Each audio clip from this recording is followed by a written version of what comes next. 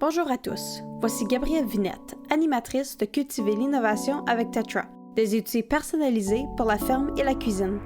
Ce podcast présente des solutions personnalisées pour surmonter des obstacles pour les personnes handicapées.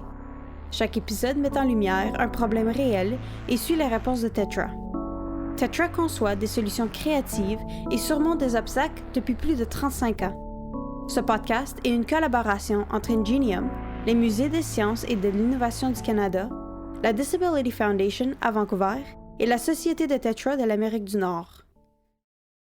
Pour l'épisode d'aujourd'hui, je suis rejoint par Jim Stone, le bénévole pour le projet d'ustensiles à manger.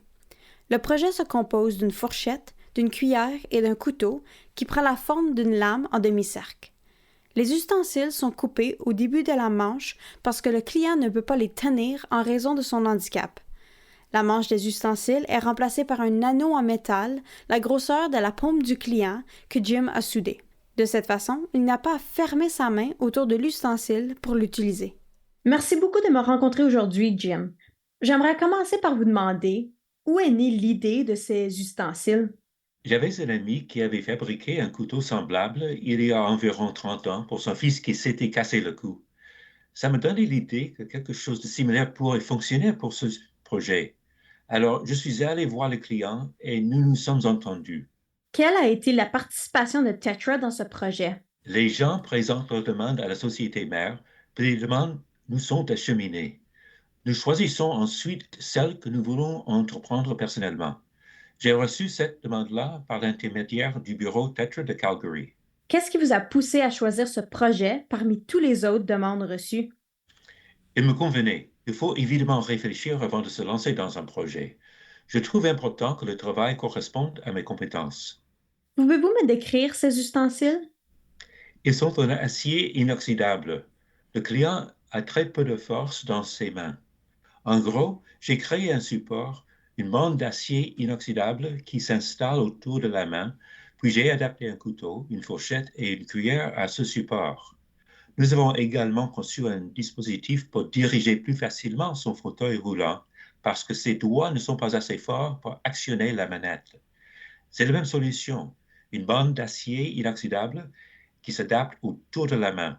Nous avons fixé un petit bout de tuyau d'un demi-pouce à la bande à la hauteur de la paume. Le client peut ainsi utiliser la manette plus facilement. Comment fonctionnent les ustensiles et comment est-ce que le client les utilise-t-il? Il peut bouger les bras, mais il n'a pas de force de préhension.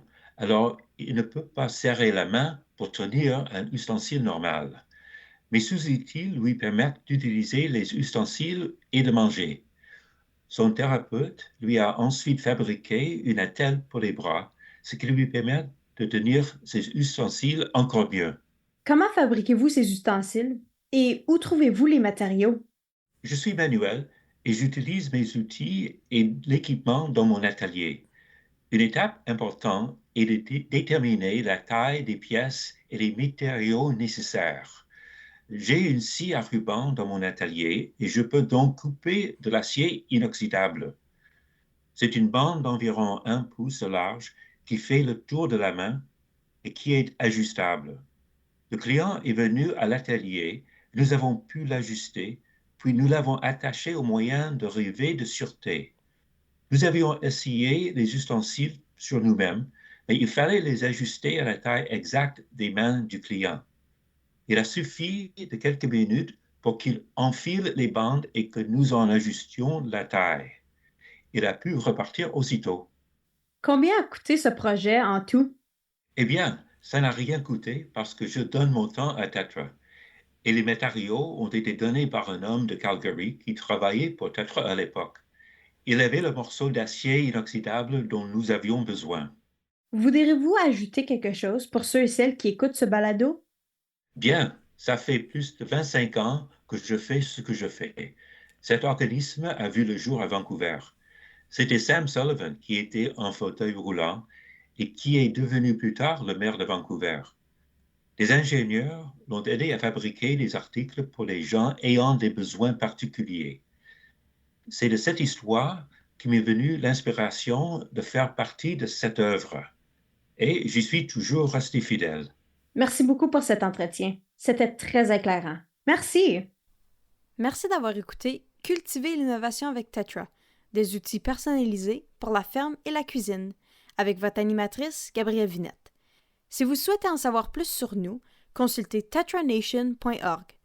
Pour en savoir plus sur Ingenium, Musée des sciences et de l'innovation du Canada, vous pouvez visiter leur page Facebook chez Ingenium, leur Twitter chez IngeniumCA et leur Instagram chez Ingenium Canada. C'est tout pour cet épisode. À la prochaine.